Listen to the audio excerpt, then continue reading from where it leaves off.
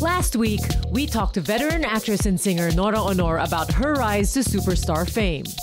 Known as Guy, she was the other half of the first and most popular love team of all time in Philippine showbiz, along with Tirso Cruz III, or Pip. The Guy and Pip on-screen romance also went off-screen.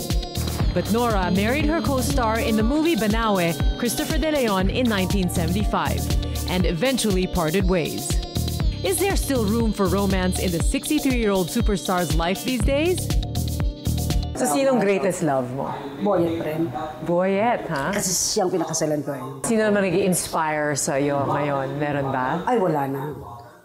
Sa edad kong napaka-teenager pa, wala na. Tama na yun. Naranasan ko na lahat and wala na akong dapat pang isipin na ganyan. Puro ano na lang, trabaho na lang. Love for work fuels her passion these days. This week on Profiles, the one and only superstar opens up about her life's biggest challenges, the dreams that haunt her, and the masterpiece brewing in her mind.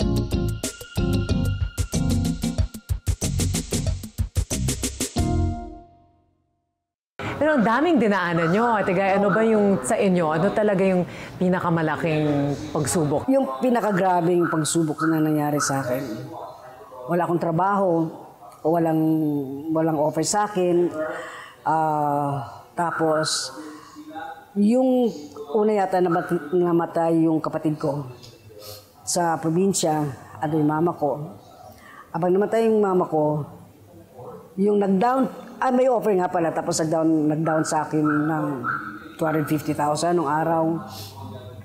So, nangyari, habang inihintay ko yung bangkay nung brother ko, eto yung producer, binabawi ngayon yung in-advance sa akin. Sabi ko naman, kinuha niyo ko eh. Gagawin ko yung pelikula, but ayaw na raw nilang ituloy yung pelikula. So, syempre, wala akong kapera-pera, talagang, tapos patay pa yung kapatid ko. Actually, 2 beses nangyari sa akin yung gano'n eh. May panahon na nasa States ko yun na bankrupt. Nung mag-abroad ako kasi, yun na yung nawala na ako ng boses. So, hindi na ako makapag-show. Nag-stay ako na 8 years. Na talagang gutom. Kumbaga sa may mga kababayan tayo na mabait naman. Para kami mga kasama ko si Jan. Kung wala si Jan Rendes, kung wala si Jan, wala akong karamay. Kasi yun, kaya ako pinagtatanggol si Jan pagka sinisiraan nila. Kasi hindi nila kilala si Jan eh. Pero yun lang ang tao na hindi ako iniwanan nung panahon na kailangan ko ng tulong. Sinasabi, ay boyfriend kasi, hindi ko boyfriend yung tao kasi edad ni Lot-Lot yun. Parang anak ko na yun. Nagkataon lang na nung nagpuproduce ako ng movie, isa yan sa mga talent namin. Throughout all the trials and challenges, Nora sought strength and refuge in her faith. Pamilya talaga kami na madasalin kasi nung nakalakihan ko na yung tuwing alas 6 ng gabi, magagabi na mga alas 6 ng gabi, pamilya kami, buong pamilya yan, lalo na pag kumpleto kami. Nagro-rosaryo talaga kami. Every day yan, every 6 o'clock. Lahat nagsabi, up to this day, very humble kayo, very grounded. Talagang walang kayabang-yabang. Wala naman akong dapat ipagyabang. At saka, iba talaga pag laki ka sa hirap, yung lahat ng naranasan mo. Nung bata nga ako, nakamulatan din kasi kami yung iniinom namin tubig. Kailangan mag-igib pa kami doon sa kabilang riles pa, yung bahay. So, dala-dala ko alam mo yung lata ng, malaking lata na gano'n. Pag wala kaming tubig, pupunta ako doon sa isang bahay na kakilala namin. Kasi yun lang ang pwede inumin eh. So, kalahati noon, ang liit. Kaya siguro ko hindi na lumaki. Kasi bigat-bigat ng dala-dala ko. Talaga karga-karga ko yun, At mag-iigib ako talaga ng tubig.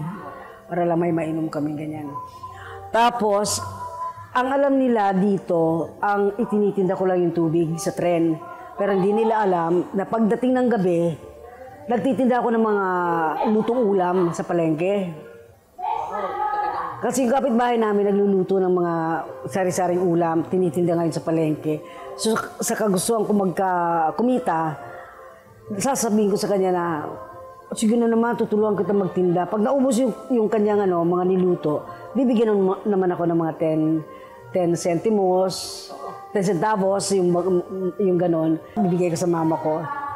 May insidente pa, yung mga ginagawa ko nung araw para lang makatulong at ano. Kasi porsigido akong kumita kahit magkano.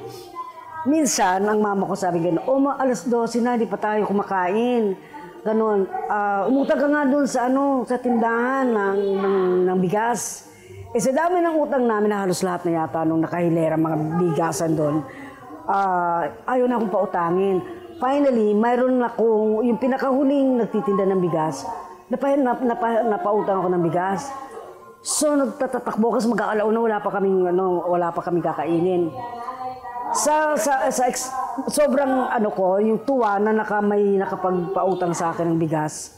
Nadapa ako ngayon, tumilapan ngayon yung bigas doon sa lupa. Umiyak ako talaga na dinadampot ko ng isa-isa yung may mga siyempre lupa. Oo, yung gano'n. Pagdating sa bahay, siyempre pinalo pa ako ng mama ko.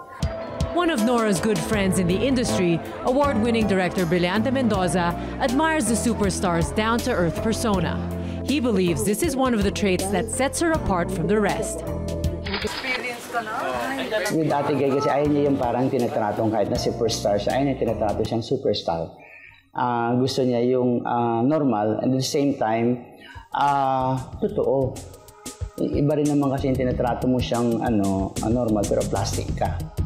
So, masisense niya yun kasi siya napaka-sensitive niya. Dapat ang bagong administrasyon natin ngayon, dapat pagtuunan din niya ng pansin ang industriya.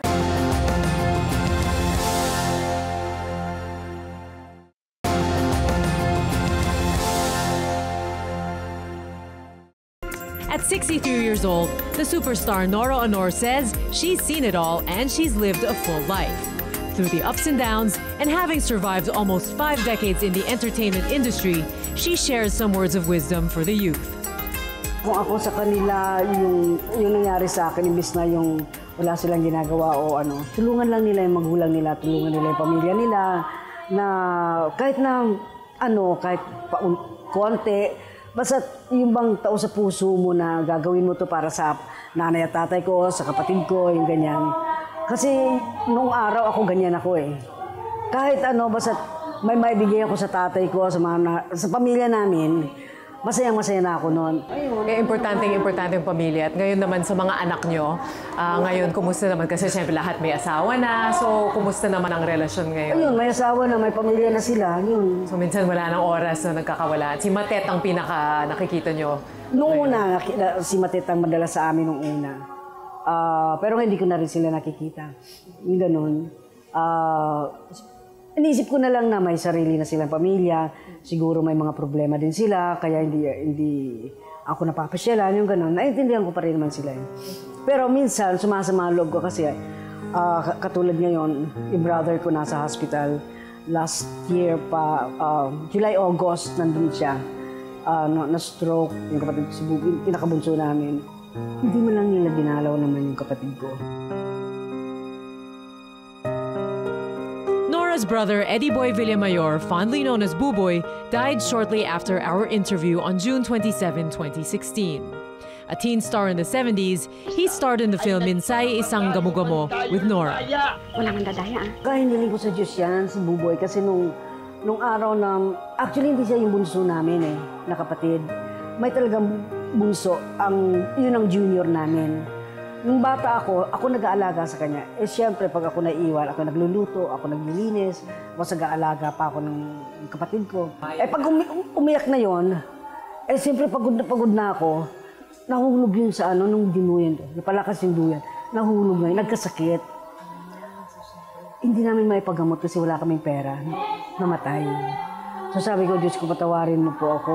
Tapos bigyan niyo pa po ako ng isang kapatid. Isa pa akong kapatid na lang, ipapakita ko po na talagang pakamamahalin ko po talaga siya. Binigay yan si Buboy. Kaya ganyan kaya niyak ako pagka, ayun. So talagang kahit ano gagawin mo para sa kanya yan.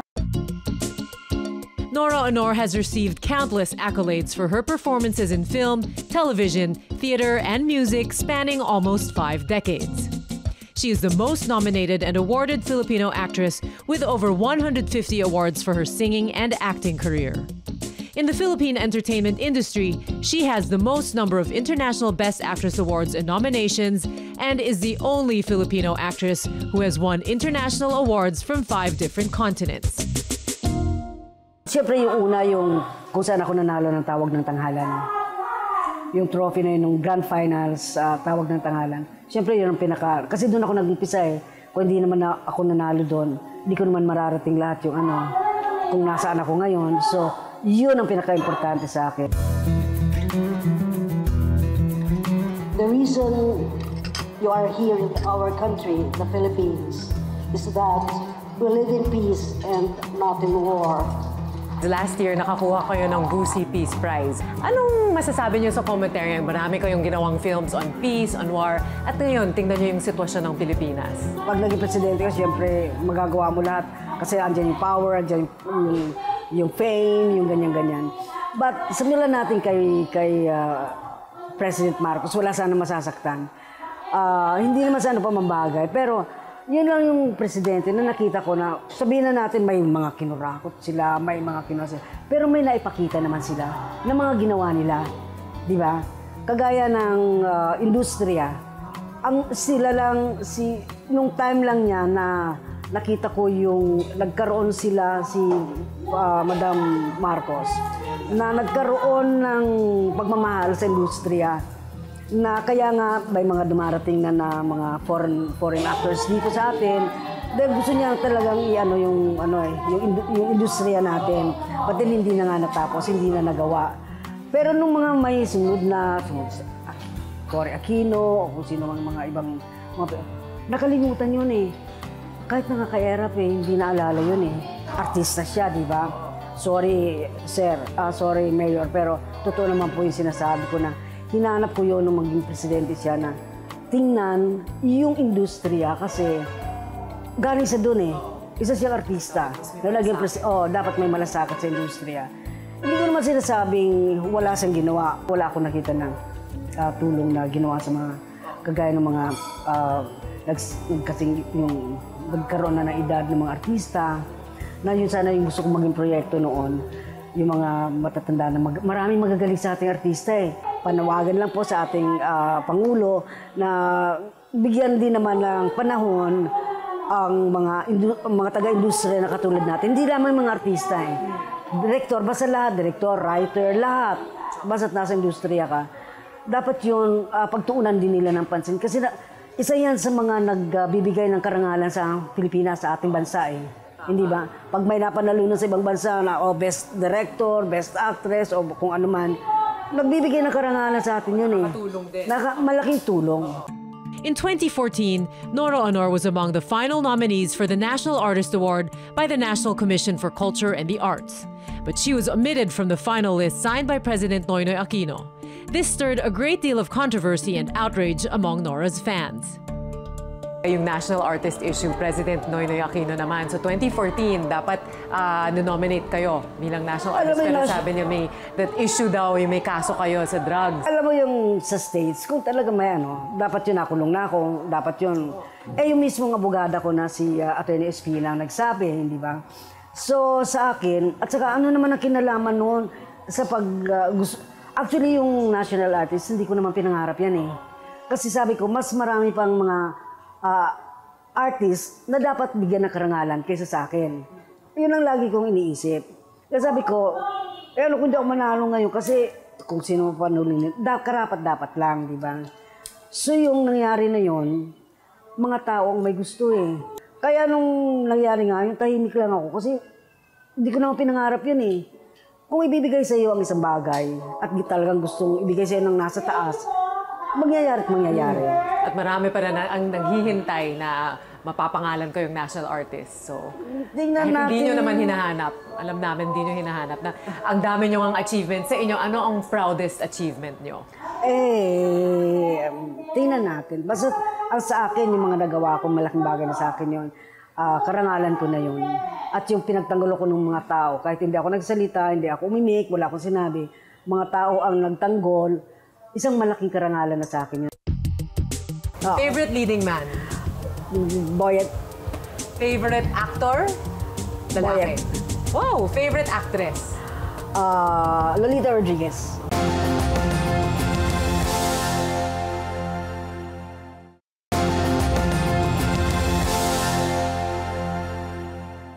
Okay, mag-rapid fire questions tayo. So, kung anong maisip nyo, yan sasabihin nyo agad. Favorite leading man?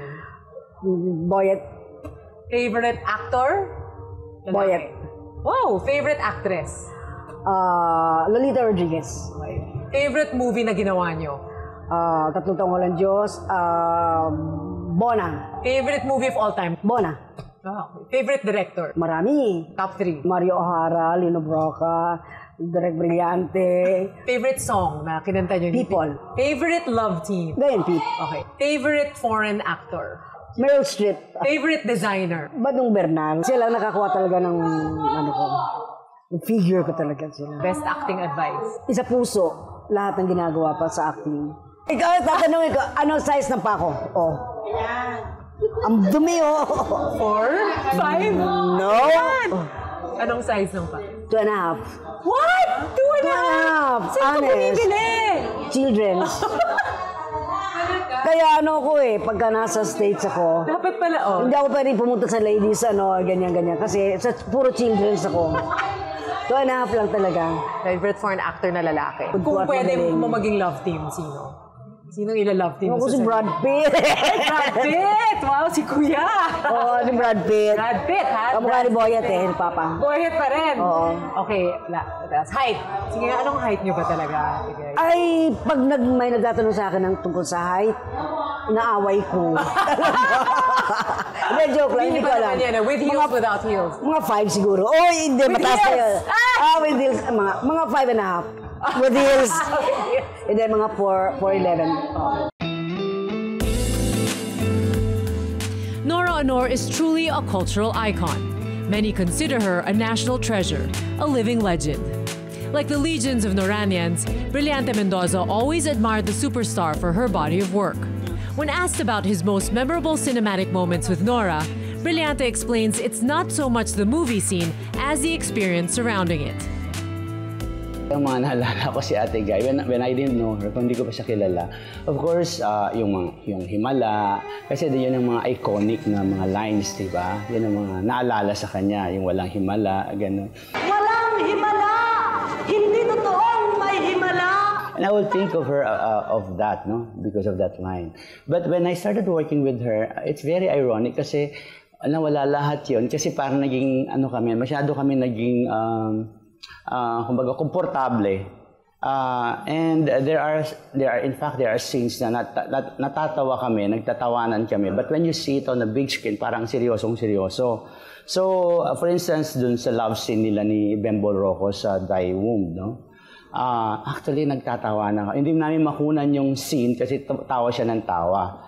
So, when you watch the film and you remember those moments, actually, it's the experience that you had while doing it. It's not really the scene because alam mo naman yun, pelikula yon, and you have to act, you have to perform. No? But while you were doing it, syempre, iba yung maalala mo sa kanya na hindi naman siya ganyang klaseng, tao, but mas real siya, hindi siya yung nandoon sa screen lang. Nora continues to be the most formidable actress in the country today. Honesty, humility, and overflowing gratitude keep the superstar's feet firmly planted on the ground.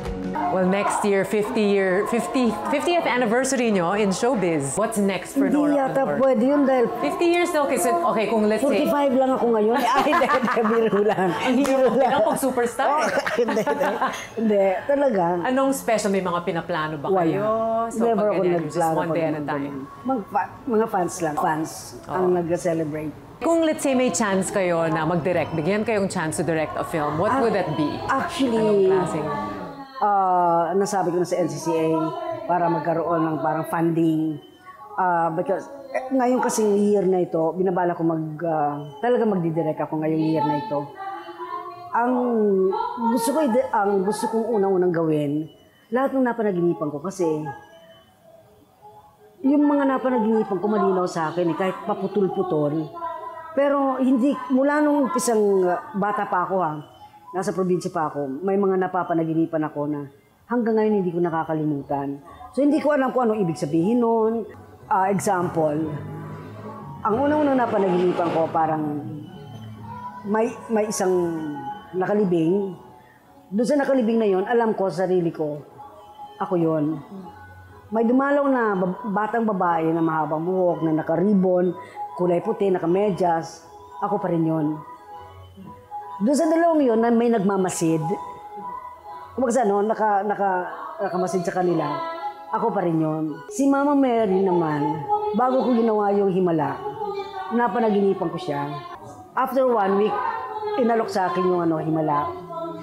Ang napanaginipan ko, parang di ba sa simbahan, ito yung altar. Tapos may mga santo-santo sa ganito. So, doon ako sa may cross. Si Mama Mary nandito sa may tabing ganon. Pagkatapos ko magdasal, tumingin ako sa kanya. Pagtingin kong ganon, nakaganon si Mama Mary. Unti-unti, lumingiti siya habang binubuka yung kamay niya. Ang dami-dami niyang sinabi, pero isa lang natandaan ko. Ipaalam sa mga tao na huwag makakalimot magrosaryo at makakaligtas sa anumang problema. Kung anumang gusot. Yun lang. Kaya lang, nung iniisip ko, ikikwento ko sa ganito, ikikwento ko sa ganon. Baka naman walang maniwala sa akin at baka imbis na maniwala, isipin nila ganon ako. Hindi ko maikwento-kwento. Ngayon ko lang naikikwento kasi dapat lang ikwento. Kung may maniwala, salamat. Kung wala maniwala, basta yun ang napanaginipan ko. Mahirap na proyekto yan, ha? Opo, ang hirap i-shoot ganun. yun. Pero that will be very interesting. Now, anong advice naman ang mabibigay mo to be successful? Para maging successful ka, unang-una siguro, huwag kang magbabago ng kung ano ka, yung ka pa rin, kahit na sumikat ka. Kung ano yung kinagisan mo o kung saan ka nagmula, huwag mong kakalimutan kung saan ka nagmula. At maging malapit sa mga fans. Mahalin mo yung mga fans. Pag hindi ka naman mahal ng mga fans, sino magkakagulo sa'yo? May mga nagtatanong sa akin, ako na magtatanong Ano bang sikreto mo? Bakit yung mga fans malapit sa'yo? Sabi sa akin. Isa lang siguro yon. Kasi nagmula ako sa hirap. So yung mga fans, masa So yung mga fans, nakita nila yung sarili nila sa akin. Oo. Kaya siguro yun ang naging malapit ako sa kanila. Well, the one and only superstar. Talagang mahal na mahal namin kayo. Thank you very much. Before we go, the superstar has a special message for her fans. Sa mga fans, alam nila kung anong dapat kong sabihin. Basta lagi kong sinasabi sa kanila na ano't ano man ang mangyari, hindi nila ako nakikita o hindi nila ako nakakausap. Yung pagmamahal na yun nandito lang at saka nandito sa aking puso. Minsan may mga insidente na hindi ko kayo napapansin, pero alam ko na naiintindihan niyo pa rin ako. Yun ang hindi ko pa rin makakalimutan sa buong buhay ko. Yung inyong pag-uunawa, pag-iintindi sa lahat ng bagay ng kamalian na nagagawa ko.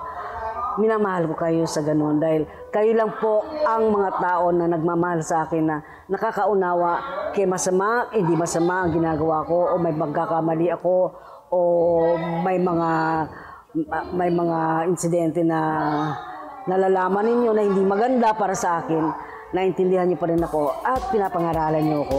Kung kinakailangan pangaralan ako, yun ang hindi ko makakalimutan. I love you sa lahat ng mga fans.